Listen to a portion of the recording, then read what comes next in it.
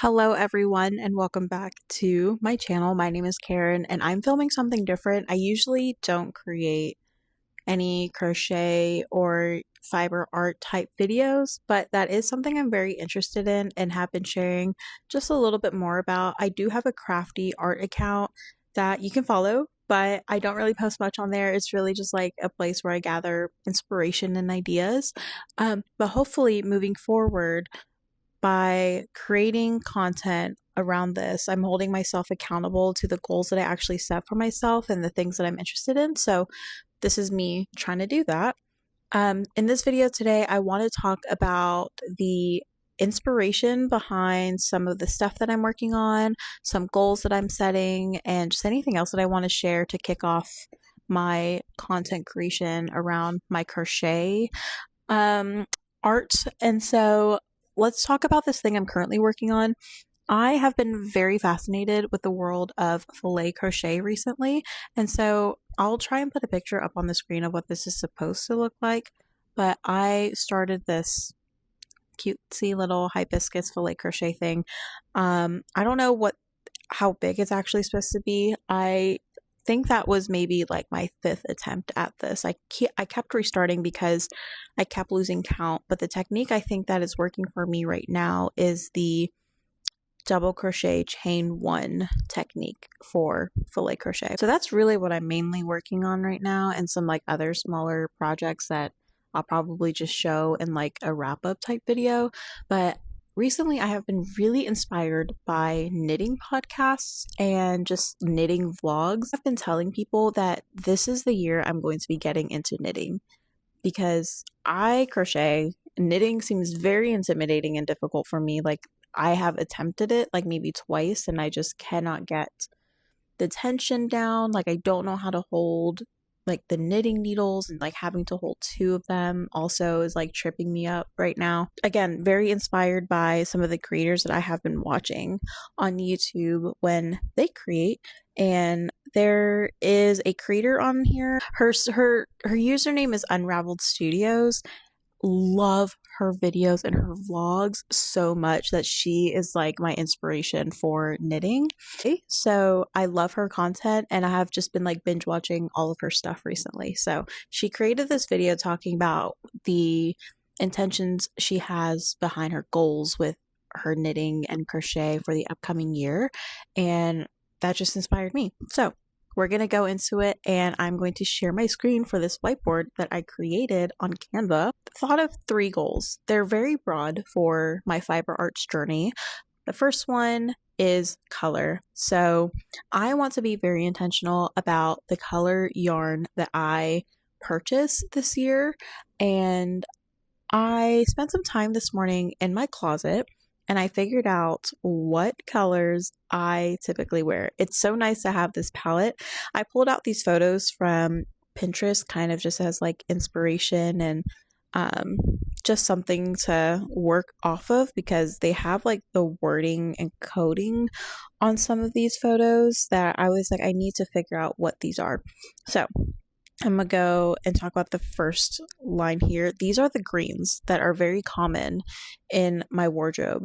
This chartreuse color, I don't have a lot of outfits or pieces in this, but there is a romper that I wear. I love it, and it's in this color.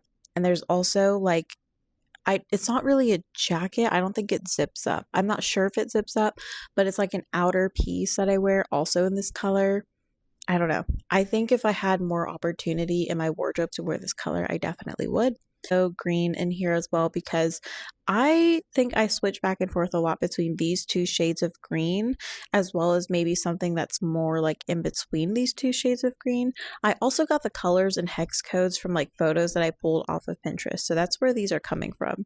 But I do wear a lot of green, and it's in these 3 shades.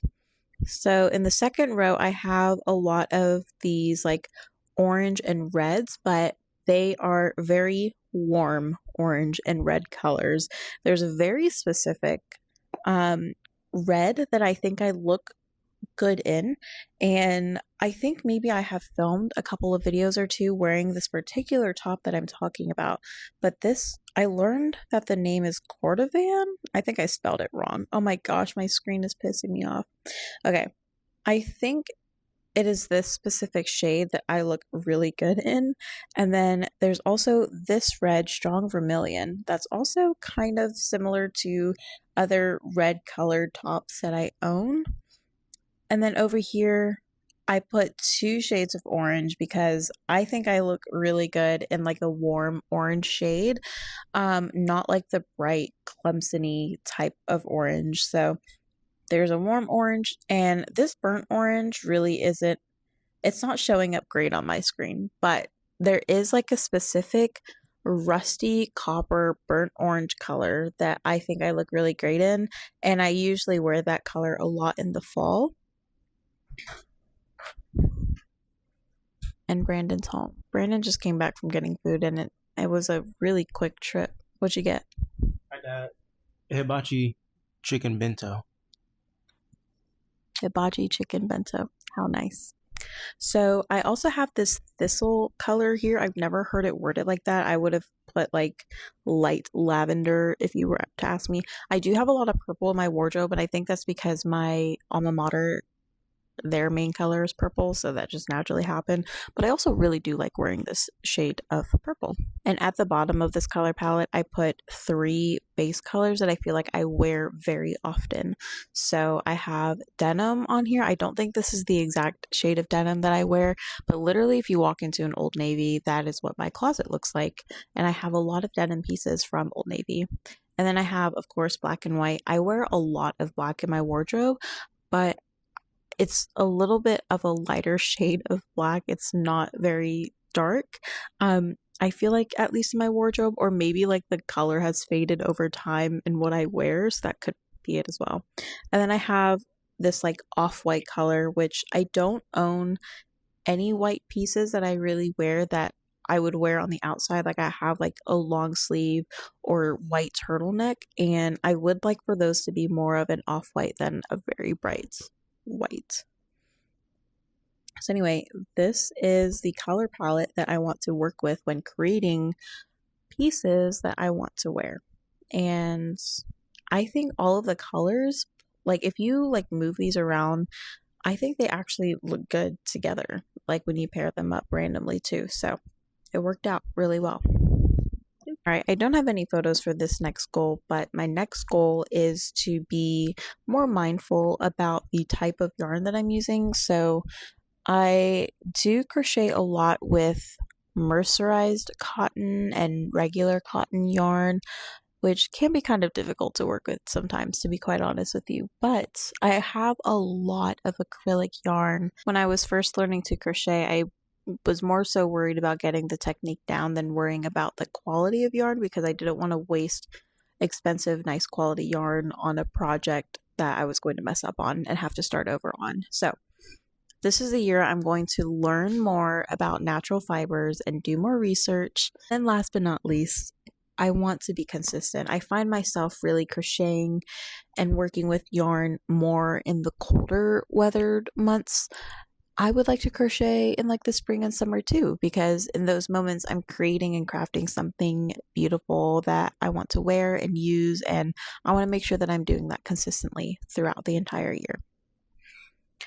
And I set these goals for the months of March and May because I do feel like, I don't know, that is a good time frame to kind of measure these goals and to try out these new things, and also give myself time to like research and figure things out.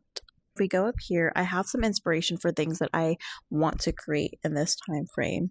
This is my filet crochet corner, and I have these pictures of these framed like Polaroids, but also in the image on the left, it's more of like this tapestry crochet that's like the background of this picture frame. Really like how that looks. We don't have really any picture frames around our apartment, so I feel like this is a really great opportunity for me to change that up.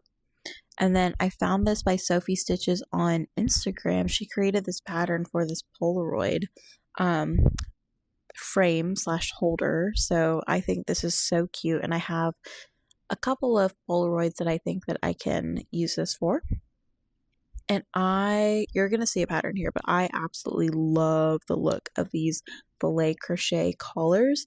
I cannot find the pattern of these so far. I think people have just been posting photos and it's like people reposting them. There is this one creator, STEG underscore on Instagram, that I found this original post from, but this is literally so pretty, and I would definitely wear this all the time if mine came out looking that great. So next down here I have these crochet collars, which I have crocheted a collar or two. It's just did not use quality yarn, nor did I care to think about the gauge um of my creations, and so they didn't really come out that great, and I didn't block them or anything like that. So I really want to focus more on quality yarn. I might just go to the yarn store and be like, this is what I want to make, can you please help me choose the right one? So this one is a beautiful scalloped one. I would wear this over like a sweater or a t-shirt. I really like the color work in this one. I think it's the same. It might be the same. These all might actually be very, very similar, just in different colors, to be quite honest with you. But they all are in the colors that I chose for myself, actually. So hopefully between March and May, I find some quality yarn to crochet a nice collar. And last but not least, I just have these inspo picks for knitting because I really do want to try and knit a new piece this year and really hone in on that skill. I did buy the pattern for the Sophie scarf, so I was told by my friend Sally that this might be an easier one to start out with. Another friend told me that socks might be hard to learn for a beginner, but you do gain a lot of skills. And then I have, of course, the Olga sweater here just kind of as inspiration for far into the future when I get these skills and can work on knitting. So this is my little whiteboard of goals for this upcoming year, and I just wanted to start out this like documenting of my crochet consistently with this video so that I know what colors I'm working with, I know what my goals are, I know what I want to create. So let's stick to it. I don't see why I cannot. Anyway, those are my crochet plans for this year. So at least until May. Like I'm just kind of checking in for right now until May, but we will see if I actually get to knitting at some point. My goals really are to fillet crochet a collar and to crochet a collar. And it will get done, and it will be done in my colors that I chose for myself. Anyway, if you are currently crocheting, please let me know what you're working on in the comments down below, and I'll see you in the next video. Bye, everyone.